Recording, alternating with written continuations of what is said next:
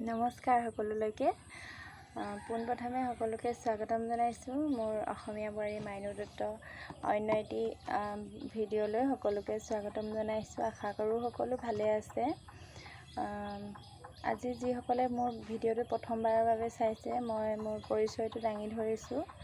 মোৰ নাম মাইনু শইকীয়া দত্ত। মই লখিমপুৰ চিৰাজুলি বোৱাৰী, এগৰাকী গৃহিণী আৰু দুটা সন্তানৰ মাতৃ। আজি মোৰ ভিডিঅ'টো লৈ আহিছোঁ মোৰ এটা সমস্যাটোক লৈ এই কাৰণেই মই ভিডিঅ'টো বনাইছোঁ, যাতে মোৰ এই সমস্যাটো যদি অন্য কোনোবাও এনেকুৱা সমস্যা হৈ আছে কাৰোবাৰ, মোৰ আজি এই ভিডিঅ'টোৰ দ্বাৰাই অকণমান হ'লেও তেখেতলোকৰ সহায় হ'ব। আৰু যিসকলে এনেধৰণে সমস্যাত আগতে পাৰ কৰিছে বা এই সমস্যাটোৰ বিষয়ে ভালদৰে জানে, তেখেতলোকেও যাতে মোক সহায় কৰিব, সেইকাৰণে মই আজি ভিডিঅ'টি আগবঢ়াইছোঁ আপোনালোকৰ মাজলৈ। আজি মোৰ সমস্যাটো হৈছে, আপোনালোকে এই দেখুৱাইছোঁ মোৰ এই ডিঙিৰ এইখিনি কাণৰ তলৰ পৰা এই শিৰডালত এটা কোমলকৈ এটা বইল হৈছে। এইটো এনেকৈ কোমল হয়, বস্তুটো টান নহয়, এনেকৈ টিপি দিলে সোমাই যায় বস্তুটো, বিশেষ ইমান টান নহয়, কিন্তু এনেকুৱা ফিট কৰি দিলেও এইটো নোহোৱা যেন লাগে, এনেকুৱা ধৰণৰ হয় বস্তুটো। এইটো হোৱা প্ৰায় আজি 2 বছৰমান বেছি হ'ল এইটো হোৱা। কিন্তু মই যেতিয়া মোৰ সৰুটো ল'ৰা প্ৰেগনেঞ্চি হোৱাৰ তেতিয়া প্ৰেগনেঞ্চিৰ সময়তে আৰম্ভ হৈছিলে এই গুটিটো। তেতিয়া কৰোণা ভেকচিনো লৈছিলোঁ। সেইখিনি সময়ত মোৰ গা খুবেই বেয়া আছিলে, সেইকাৰণে মই এইটো কথা ইমান মন নিদিলোঁ। এইটো একো অসুবিধা হোৱা নাছিলে, বিষো নাছিলে, সেইকাৰণে মই এইটো বিষয়ত ইমান গুৰুত্ব নিদিলোঁ আৰু তেনেধৰণে থাকি গ'ল। আৰু তাৰপিছত ল'ৰা জন্ম হ'ল। জন্ম হৈ তাৰ লগত লাগি থাকোঁতেনে এইটো কথা ইমান গুৰুত্বই দিয়া নহ'ল। আৰু এতিয়ালৈকে মোৰ এইটো একো অসুবিধা নাই। মই খোৱা বোৱাও ভালদৰে কৰিব পাৰোঁ, একো কাম কৰোঁতেও মোৰ অসুবিধা নহয়, মানে কোনো ধৰণৰ মোৰ অসুবিধাই নাই। মোৰ ডিঙিত যে এইটো আছে মই অনুভৱেই নকৰোঁ। মই মাত্ৰ এনেধৰণে দেখিলেহে আচলতে অনুভৱ হয় যে মোৰ এইখিনিতে কিবা এটা হৈ আছে। এইটো কথা মোৰ একো অনুভৱ নহয় অন্যভাগে, সেইকাৰণে ইমান গুৰুত্ব দিয়া নাছিলোঁ। কিন্তু আজি অলপ দিনৰ পৰা, এমাহমানৰ আগৰ পৰা দেখিছোঁ অকণমান বস্তুটো বাঢ়ি গৈ আছে। সেইকাৰণে অকণমান চিন্তাত পৰিছোঁ আৰু আমি ডক্টৰৰ ওচৰলৈ গৈছিলোঁ, আমাৰ লখিমপুৰ মেডিকেল কলেজত। তাত দেখুৱালোঁগৈ। দেখুৱাত মোক আল্ট্ৰাচাউণ্ড কৰিব দিলে।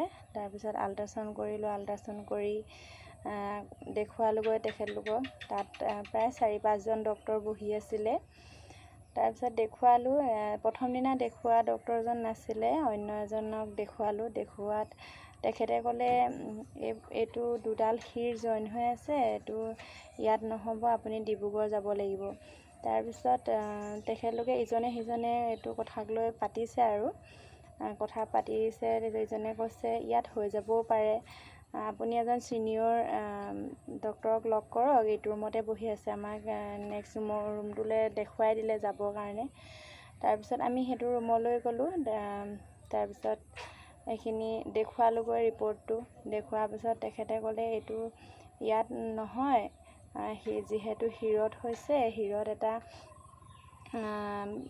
এইটো তেজ চলাচল কৰা জেগাত এটা বস্তুটো তেজ জমা হৈ গৈছে, সেইকাৰণে এইটো ইয়াত কৰিব পৰা নহয়। যদিও ডিব্ৰুগড়ৰ ডক্টৰজন ইয়ালৈ আহে, তেখেতে কৰিব পাৰিব এইটো, তেওঁক কাইলৈ লগ পাব, তেনেকৈ তেখেতে ক'লে। আৰু মোক অলপ ব্লাড টেষ্ট, এক্সৰে, ECG এইখিনি লিখি দিলে কৰিবলৈ। তাৰপিছত ইয়াত কৰিব বুলি জানি অকণমান হ'লেও ভাল লাগিলে।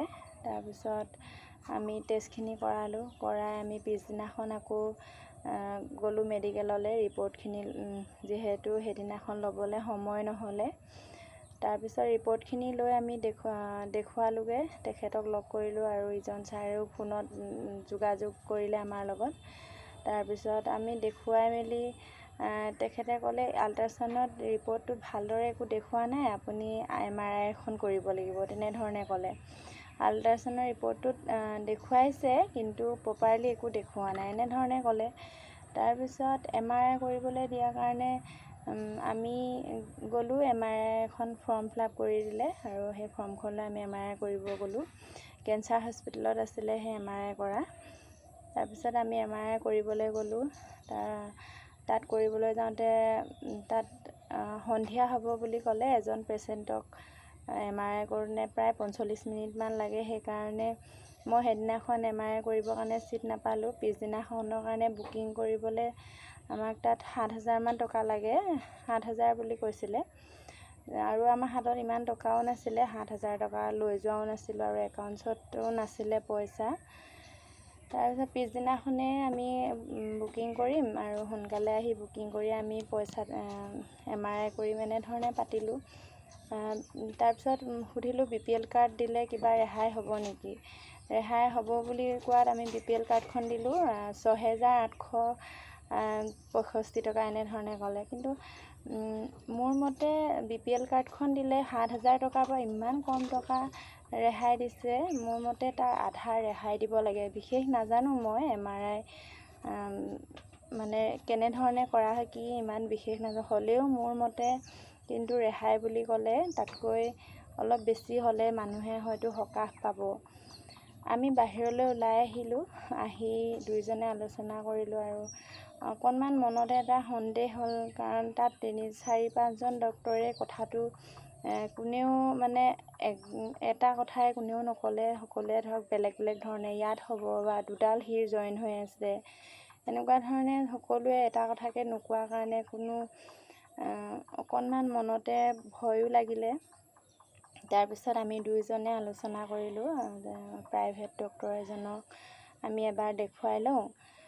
তাৰপিছত আহিলোঁ। আহি এখন চেম্বাৰখনত ডক্তৰ নাছিলে, মানে 4টা দেৰিকৈ বহিব। আমি অকণমান সোনকালে আহিলোঁ। সেইকাৰণে ওচৰৰে এখেতৰ বান্ধৱী এজনী দোকানত অকণমান বহিলোঁ। তাতে চাহ খালোঁ। চাহ খাই কথা পাতি থাকোঁতেনে তাই ক'লে সেইখন চেম্বাৰতে এজন ডক্তৰে বহুতক এনেকুৱা প্ৰব্লেম ভাল কৰি দিছে, এনেকৈ ক'লে। তাৰপিছত তেতিয়া অকণমান ভাল লাগিলে, যাতে হয়তো মোৰো চাগে এনেকৈ বেজী এটা দিয়ে বুলি কয়, নহ'লে মেডিচিন দিয়ে ভাল হৈ যায় এনেধৰণে ক'লে। মোৰো ভাল লাগিলে শুনি, হয়তো ভাল হৈ যাবও পাৰে। তাৰপিছত তাত মই নামটো লিখাই থৈ আহিলোঁ আমি পিছদিনাখনৰ কাৰণে, আৰু নাম লিখাই আমি পিছদিনাখন পুনৰ ডক্তৰজনৰ ওচৰলৈ গ'লোঁ। ডক্তৰজনৰ লগত কথা পাতিলোঁ, ৰিপৰ্টখিনিও দেখুৱালত তেখেতে ক'লে কিবা ভাস্কুলাৰিটি ভেনাছ মালফৰ্মেশ্যন বুলি ক'লে।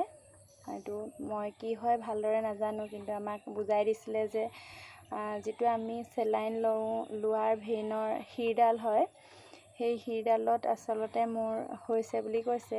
তেজ চলাচল কৰোঁতে সেইখিনি অংশ কোমল হৈ পেলাই মোৰ বস্তুটো ফুলি গৈছে এনেধৰণে কৈছে। তাত বিশেষ টিউমাৰ বা চিষ্ট এনেকুৱা ধৰণৰ একো অসুবিধা নাই বুলি কৈছে। যদি টিউমাৰ থকা হ'লে বস্তুটো গোটা হৈ ইফালে ইফালে হিলিলেহেঁতেন, কিন্তু মোৰ এইটো ইয়াত মাত্ৰ অকল তেজ আছে। তেজ জমা হোৱাৰ কাৰণে বস্তুটো কোমল বুলি কৈছে। সেইকাৰণে বিশেষ একো চিন্তা কৰিবলগীয়া নাই। কিন্তু যিহেতু ইয়াত এনেকুৱা অপাৰেশ্যন কৰা লখিমপুৰত নাই, আপুনি এবাৰ গুৱাহাটীত যাওক বুলি ক'লে। আৰু আমি তেতিয়া হ'লেও ইয়াত লখিমপুৰত ক'তো কৈছে নাই, আপুনি ৰিস্ক নল'বই বুলি ক'লে। সেইকাৰণে আমি তেখেতে টেবলেট দিলে, যেতিয়ালৈকে যোৱা হয় তেতিয়ালৈকে অকণমান কমি থাকিবৰ কাৰণে টেবলেট দিছে খাবলৈ, আৰু টেবলেট খালোঁ। এতিয়া খাই আছোঁ আৰু টেবলেট এইকেইদিন খাই আমি এতিয়া গুৱাহাটী যাবলৈ ৰেডি হৈছোঁৱেই। আৰু মই আজি ভিডিঅ'টো এইকাৰণেই বনালোঁ, যাতে আমি গুৱাহাটীলৈ যাবলৈ লৈছোঁ, কিন্তু এই বিষয়ে এইটো বিভাগত ক'ত কি একোৱে বুজি নাপাওঁ আৰু আগতে গৈও পোৱা নাই। সেইকাৰণে মই এই ভিডিঅ'ৰ যোগেদি আপোনালোকে যদি কোনোবা এই বিভাগত কোনোবা ডক্তৰক জানে আৰু কোনোবাই যদি এইটো ট্ৰিটমেণ্ট কৰি পাইছে, আগতে এইটো ট্ৰিটমেণ্ট লৈ পাইছে, তেখেতলোকে মোক এই ভিডিঅ'টোৰ জৰিয়তে অকণমান সহায় কৰিব। মই যাতে অকণমান কিবা এটা জানি গ'লে সহায় হ'ব, কাৰণ মই অকণমানিটো লগত লৈ যোৱা কথা, গৰমো বেছি পৰিছে।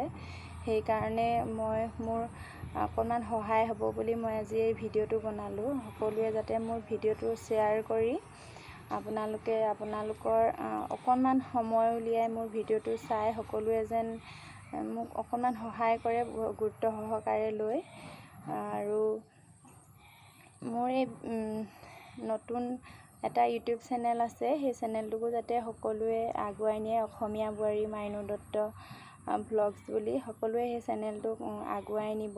মই যাতে ভালদৰে ভাল কাম কৰি যাব পাৰোঁ। মই চেনেলটো আৰম্ভ কৰিছিলোঁহে আৰু নতুনকৈ এটা কাম আৰম্ভ কৰিম বুলিও লৈছিলোঁ, কিন্তু কামখিনি কৰাৰ আগতে মই মোৰ এই সমস্যাটো সমাধান কৰি লওঁ বুলি ভাবিছোঁ। কাৰণ সমস্যাটো যিহেতু এতিয়া মোৰ একো অসুবিধা হোৱা নাই, কিন্তু ইয়াতকৈ যদি ডাঙৰ হৈ যায় হয়তো মোৰ অসুবিধাও হ'ব পাৰে। সেইকাৰণে মই মোৰ আগতে মোৰ এই সমস্যাটো সমাধান কৰি লওঁ, তাৰপিছত মই মোৰ কামত আৰম্ভ কৰিম। সেইকাৰণে সকলোৱে মোক সহায় কৰিব, আশীৰ্বাদ কৰিব, যাতে মোৰ ভালে ভালে এইটো ট্ৰিটমেণ্ট হয় আৰু সকলোৱে যেন মোক মৰম দিয়ে, তাকে কামনা কৰিলোঁ। এই ক্ষেত্ৰত যেন মোক আজি এই ভিডিঅ'টোত বিশেষভাৱে যেন গুৰুত্ব সহকাৰে সকলোৱে লয়, তাকে কামনা কৰিলোঁ।